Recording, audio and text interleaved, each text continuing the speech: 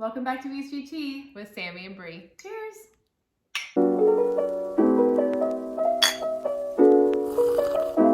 Alright guys, so today we're going to be talking about restrictions after your surgery, and if you guys have been following along, we've kind of brought this up here and there about what restrictions look like, what it feels like, and I have been hitting some major restrictions, so we just thought that this was a good time to talk about it. Right. Yes. So you are 4 months post-op. Yes. But you started experiencing your restrictions when? 3 months post-op. Okay. Yeah. So about 3 months post-op, I started experiencing a major just drop off in appetite, and I just had a big lack of appetite. I mean, I would make a nice meal, or John would make a nice meal, and I would go to eat it and just have all intentions of eating it, and then just basically not want it. Maybe have 1 or 2 bites and just be like, ugh, or not even touch it really. And I felt like, okay, well, what's going on? Is this normal? And then when I talked to Sammi, she was like, oh my gosh, the exact same thing happened to me.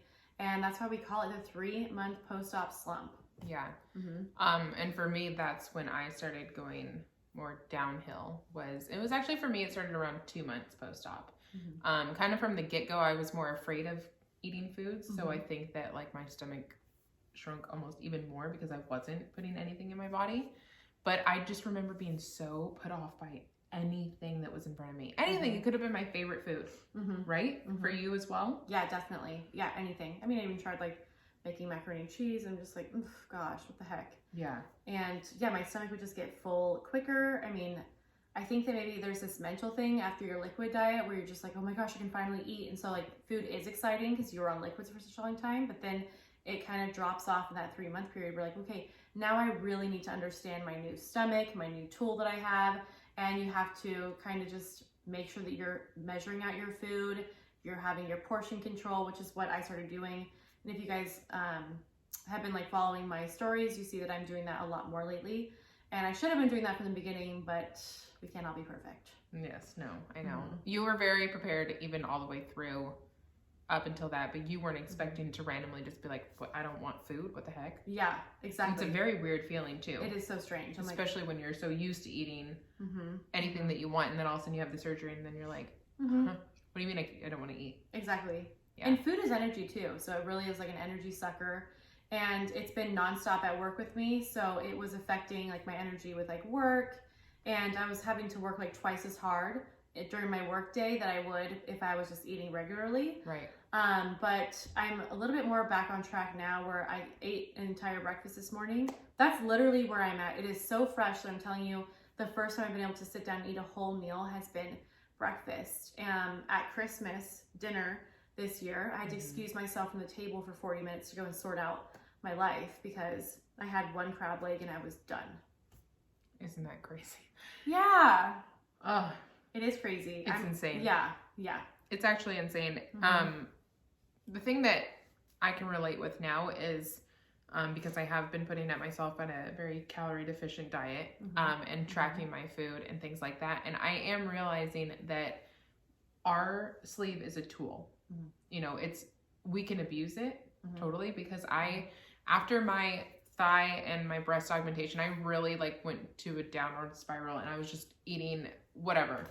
And I didn't even care. Yeah, I'm gonna reach for that, and that is so bad because you can go down that. Even if I wasn't hungry for it, I'd be like, well, whatever, I'll just eat it because it was there. Right. And now when I'm actually tracking all of my food and eating bigger portions throughout the day, you know, breakfast, lunch, and dinner, I'm realizing how restricted my stomach truly is. Yeah. Because before, when you're snacking all day, you're like, whatever, what sleeve? Yeah. And then you sit down to a meal, green beans and chicken, and you're you eat 3 bites.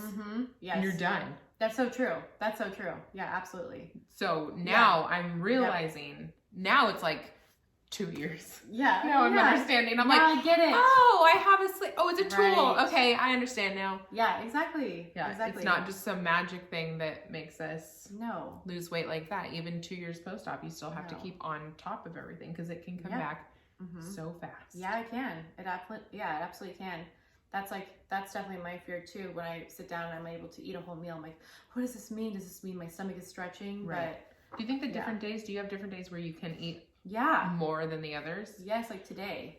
I ate a lot today. And I don't know what that's about. I really don't. I don't either, and we will get answers from a doctor soon. Yeah. Yeah. Because I want to know why some days I can just put out a whole meal, the next I'm like, oh no. I know. My doctor personally prefers that this is kind of how I'm at, that I'm kind of like not really intrigued by food yet. He's like, this is great. Yes. He's like, we would be worried if it was the other way. And That's I think that when you get the sleeve and you're going to surgery, you're not really thinking about the faraway future, and far away like being 4 months for me. I wasn't really thinking about how I was going to be in my 4th month. I was like, oh, I'm just going to be so healthy by then, and just, you know, only eating healthy foods and just being such a model citizen. But that's just not what happens. No, like you're thrown into it. And if you have a hunger, you're going to go to your pantry. And so usually we don't have any snacks in our pantry, but because it's the holidays and we did host John's family and my family, we have some snacks here. And I have been snacking on things that I thought that I was not going to touch for maybe a year and a half, which is insane. And I'm just like, okay, well, it's just like a little bit. And it doesn't matter, because the feeling that I get when I overeat is like regurgitation. I feel it coming up. You feel so full. You had to take, like, I had to take off my pants after the Christmas dinner, because like any kind of restriction, like even my bra, I had to like lay in my bed for a good 30 minutes after, you know, using the restroom, of course. And just like sit there, because I couldn't have any kind of like tightness on me. I still get like clothing. that. Yeah. I just actually on Christmas, I had like a half of a roll and then ham. And that roll sat like right here. Great. And my poor boyfriend was like, what's wrong? And I was like, oh, just don't talk to me right now. Like, give me a working second. through this. And my mom, who had gastric bypass surgery in 2002, she understands. So she was like, just give her a minute, give her a couple minutes. It kind of feels like your chest is breaking. And I was like, you know what? That's actually a really good point. It does feel like that. It feels like your bones are breaking just a little bit right here. Yeah. Like it just, when it just sits and it's stuck. And that's a horrible feeling. But you have been talking about the papaya. Is that what it is? Papaya plus Enzyme Plus. It is amazing, and it has helped me tremendously. I know that after I take it, it takes up from 2 to 20 minutes to work, and basically it works through and helps me digest the food that I had just eaten, and helps me to go to the restroom. So I've had a lot of people who have also purchased this after my recommendation of it, and it also works for them. Of course, I don't take it on a daily basis. I take it as needed, and maybe it's like once a week, especially now. Because by now, like, you're really understanding your stomach. You know when you're pushing your limits. And, you know, if you're really not planning out your meals and putting a cap on things and meal prepping, it's going to be really hard to find success and to work through the restrictions. It is. But restrictions is a real freaking thing, and we need to talk about it more, I think, in our community. We do, because I don't think that a lot of people understand how restricted we truly are. We can snack. Don't get us wrong. But we are very restricted when it comes to getting our meals in. And that's where tracking for me is so eye-opening, because I'm so mindful of what I'm eating, and am I getting enough fiber in my diet? I have recently partnered with a fitness coach, Zach, and he's like teaching me all of these things about how we need fiber in our diet, which is huge, and like water to go along with it, because fiber is obviously gonna, you know, help us digest things. And water breaks things down too, absolutely. Right. So, and then are you getting your daily fruits and vegetables, but are you just like snacking throughout the day? And for me personally, I will totally admit, I was snacking, and I was not snacking the good things. I was not snacking apples and peanut butter. I was snacking potato chips or whatever the heck was in the pantry. Whatever's in the pantry. And now that I'm actually meal prepping and eating with a purpose, it's so, oh my gosh, it's the most eye-opening thing. It's night and day. I challenge one of you to track your meals for a solid week. If you are feeling like you're falling off track, if you've gained a couple, just track what you're eating and truly be mindful, because oh my gosh, I'm telling you, life-changing. Life-changing. It's night and day. For me, I have to actually physically write something out. The apps, even in the past, like have not worked for me. Like even when I was doing, like, you know, the diets that I was doing, like the Arbonne 30 and joining like these groups, and you would have to do a tracking app. Those didn't work for me. Like I have to physically write it out. So I use a planner. And then also I use Miss Jackie Fitness's planner, and she has one for someone who's just freshly post-op, where you can track all your liquids, and then somebody who is like more like 3 months post-op, where it's just like daily meals, has like a grocery list and goals on it. So I'm going to show you guys what that looks like soon, but do what you have to do to track your food. It's very important, and make sure you're planning out your meals. And even if like you have the groceries for the week for several meals, like you don't have to, you can switch things up, like obviously, but try to make as much as you can. Like try to make as much food as you can. Yeah. Try to prepare as many meals as you can. For me personally, I am not the kind that can eat something for 4 days in a row. Mm-hmm. If I were to make rotisserie chicken, for example, and green beans, by day 4, I'm not touching that. Yeah. There is no way in heck. Yeah, same. I'm bad about leftovers, like from the night before. Like I can mess with it. Like right now, I know that I have salmon at home, and I'm like, oh, do I want to eat that? But so for me, I meal prep 2 days at a time.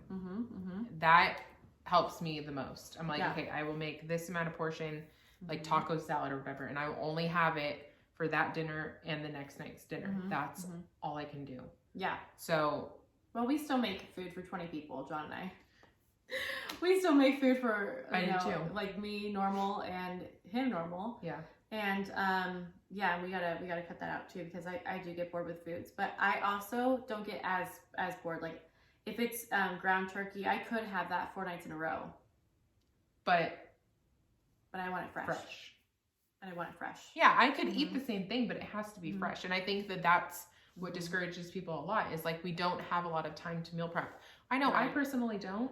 Yeah. I'm a full-time mom. I go to work full-time. I have side hustles, obviously. Yep. I don't have time to sit there and meal prep. But but the convenience is what's killing me. The conveniently running to Del Taco and getting a taco salad when I could literally make that on my own and make it healthier. Yes, and probably yummier. Yeah. Oh, 100%. I've never tried it, but yeah. 100%. Yeah. I love taco salads. You guys know that? I make taco salads on a regular too. And now we have the Quest protein chips that we can crunch on top. Exactly. Boom. Yeah. But there's just, I mean, that's just make time. I've been really mindful about going to the grocery store too. Yeah. Yep. Definitely. I think that it's important to also reiterate too. I was talking to another post-opper who had her surgery a few weeks after me, and she's a friend of mine, and she was telling me that we're talking about regurgitation, and I was like, oh no, I haven't regurgitated yet, like vomit, right? Like I haven't actually thrown up, done the act of throwing up since surgery. And then I explained to her what my symptoms were of how like I feel it coming up, and then I have to go and just like lay flat or something, or like, you know, or just be like basically not even dressed, like just basically naked. Yeah. So like nothing's like tight on me or anything. And she was just like, okay, that's regurgitation. That's that feeling. Yep. And so I think that because I didn't understand that until just recently, whatever, I haven't really been saying like much about like the actual regurgitation feeling when you have the restrictions. But you know when you have a restriction because you can feel it coming up. You can feel that tightness, like Sammy was saying, like you're almost like your chest is like broken. Yeah. And it's not a fun feeling. And it's really just because of your food intake and your lack of planning. That's so true. And I also want to state, because I don't think I've ever talked about this before, while I was recovering from my sleeve surgery, I had a friend who had the surgery on the same day. We were in the same class. And she was like, yeah, like I have the Foamies. Have you heard of the Foamies? Yeah, like the foam, like the acid reflux, right? Kind of, but it was after she ate food that would be restricted to her. She would like basically vomit, and it would just be foam. Wow. So for me, I was like, oh, what the heck? Like I've never experienced that before until I actually started eating food. Yeah. And it just happened to me the other day. So 2 years out, it can still happen to you. Oh. I was sick as a dog. I literally sat there and I was like, okay, dang. All right, sit up just like how you do. Yep. Take off the bra. Take off anything that's touching your stomach because it freaking hurts. Yeah, it does. But I had to sit there, and instead of actually throwing up, I had, it was like, this is so gross, but it was just spit constantly filling up in my mouth. And I just had to continuously spit for a solid 3 minutes. Wow. And then I hiccuped and it plunged it down a little bit, and I was okay. So it does still happen. Dang. Even that my stomach's still stretched out, it does still happen. And I haven't said anything about it because it's just normal for me, kind of. Like I just go through it. But Dang. It is kind of gross. I I'm mean, not gonna lie. Yeah, it's insane too. And it's like, you got to think about it too. Like, we have a 2 centimeter hole opening basically that our food goes through. Yeah. So especially if your bites are not gonna be small enough to fit through it, what do you think happens? It builds up, builds up, builds up, builds up. So you feel it all right here. Yeah. Yeah, you wouldn't think about it, but that's why it is so important to practice eating smaller bites, eating thoroughly, having seconds in between. Chewing as much as you can. Mm-hmm. Even though it's gross and it gets tiring. Mm-hmm. I mean, that's true. When you think about how small that opening is. Look at this baby, 2 centimeters. Terrifying. Terrifying. Yeah, it's because how are we supposed to eat? Get anything down there. Right. That's right. So that's why it's so important does it to follow stretch? it. Yeah, I mean, it's over time, but not much. I mean, your belly by the end of year 1 should be around like 6 ounces maybe. So, I mean, how much is that little 2 centimeter hole, really stretching? That's crazy. Not much. If you're coming out of surgery with a 2 to 3 ounce stomach, yeah. I mean, and then if it's going to only by the end of year 1 be 6 to 7 ounces, that's still like maybe 3 centimeters, 3 or 4 centimeters. Not it's a not a lot. stretching. No, it's not. No. I know, and I didn't know how restricted I was until I started eating 3 solid meals a day. I was like, I can only eat 4 bites of my chicken. What happened? Yeah, what is going on? I know. Those slide-by foods are dangerous. Oh gosh.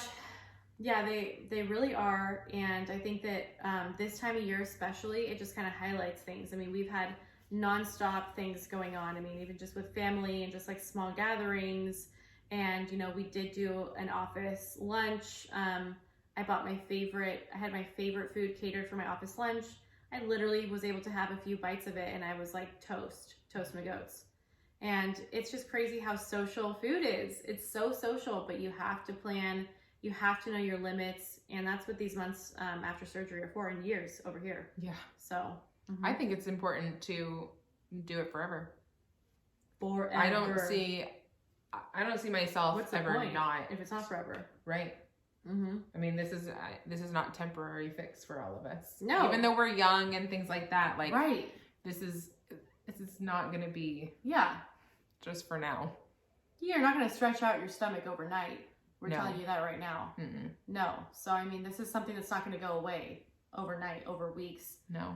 Months, and then in some cases years, obviously. Right. Most cases. Yeah. So you guys are not alone. We wanted to shed some insight on this because we've been talking about this nonstop. I know everybody's been like worried, like, do you not like food? It's like, no, it's okay. It's okay if you don't like food right now. Right. Yeah, because it will come back. But yeah. I also wanted to bring up an example too. Sammy and I just did a taste test video for vitamin shop goodies and also like Instagram snacks. And if you guys have seen that video, awesome. And basically, I told her, like, I'm full. I'm toast. I probably could have not even had, like, the last few bites, but I did. And how are you feeling? Oh, I'm fine. Yeah, she's fine. So that puts things into perspective, too. I think it's really important and something that's exciting about, like, what we do at VSG Tea is we're able to show, like, different parts of our journeys that are similar, but also very different. So, yeah. And it's fun remembering little things like that. Yeah. Especially when you told me, I was like, oh my gosh, I totally forgot I hated food too. Yeah, I know. There was a period I hated it. Everything smelled weird. Everything tasted funny. So if you're feeling that way, don't worry. There's end in sight because it does get better. Yeah. Totally. It does get better. It does. Absolutely. I know. I also like too how if I'm like, I have no energy, you're like, have a protein shake. And like, you like know exactly what to do. And I'm like, this is so great. Because I mean, literally nobody in my life knows what to do. No, I know. In that case. It's not a fun journey to go on by yourself. It really is not. It's very confusing, especially if you have nobody around you that knows anything. Luckily, I had a few people in my life that had had surgery previously, so I could turn to them. But I thank God for this community, and I'm sure that you guys do too, because this is something that is so important to. It's a major surgery. Yeah, it's a major surgery. Major. So definitely. I think one last thing before we go, I just want to do like a little checklist because I'm all about the list of things you can do when you start feeling restrictions and you start feeling regurgitation. My whole thing is stop eating. Please stop eating. Do not eat another bite. You know, excuse yourself from the table or whatever it is. I take a papaya enzyme. You can as well if you would like. And then basically take anything that's tight off, like a bra or like leggings that are tight, even like panties if they're too tight, take it off. And just try to work through it. Sit up nice and propped up in your bed.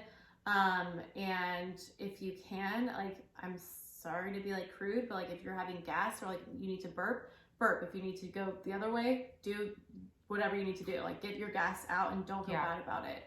Yeah, and I would say just the most piece of advice for me would be to definitely sit up and let your stomach, your sternum straight as possible. And for me, what I do is I actually walk around. It kind of, I feel for me, if I'm not totally restrictive, but I do laps. Right. I literally just walk around and I'm like, okay. And then for me, I actually hiccup and it helps it go down. I don't know, I just naturally get the hiccups, but nice. Yeah, definitely straight sternum. And I'm a burper. I have to burp and have my papaya enzymes. Yes. Do you take that with water or is it chewable? It's chewable. Nice. Yeah, because I bought it for post-op, so yeah, chewable. It's a good idea. Yeah, yep. Talk to your doctors about it if you guys have any questions. Yeah, but, 100%. This is the vitamin that works for me. We also want to talk to you guys too about medications. So after your surgery, your doctor will typically put you on an antacid so basically I was on Prevacid for 3 months. And after the 3 months, I was like, do I need to take this anymore? To my doctor, he's like, well, are you experiencing heartburn? You know, are you feeling like regurgitation? I'm like, no, not really. Like I'm like pretty good. And he's like, okay, well then you don't have to take that. But if you do like feel like you need to get back on it, let me know. So that's also another thing too, is now that I am off of all medications that have to do with like my surgery and like helping me stay alive after surgery, it's basically all the work is now on my own. Yep. Yeah. So how was it like for you? Like, were you on medication after surgery? How long were you on medication for? I was on Amazaprol for a couple, well, for me, you know, I had troubles for about 6 weeks. And then when I started having issues with actually getting food down, they started to blame everything on acid reflux. So I was on heavy medication for acid reflux, but it was not acid reflux. It was obviously another issue. So yeah, I was very heavily into the acid reflux, but I don't get that at all. I don't think I've maybe had it one time, and that's if I've had like tomatoes. They're very acidic. But no, definitely. I wasn't. I was off medication for after 6 weeks. And then of course I started having issues and I got on all sorts of medication after that. Yeah, all the things. All the things. Yes, I know. It's crazy to think like I'm really just... it's on your own. It's on my own. I'm really just doing the work and it's up to me. Yeah. So, yeah. But you know what to do. Yeah, I know what to do. All right, guys. I hope that this episode was helpful for you guys. It was helpful for me just like being able to talk it through with you guys. I know, me too. Bringing up things that I always forget about. I know. It's crazy. All right, guys, if you have any questions, let us know. Comment below and we'll get back to you. And thanks for watching. Thanks for watching. Bye, guys. Bye.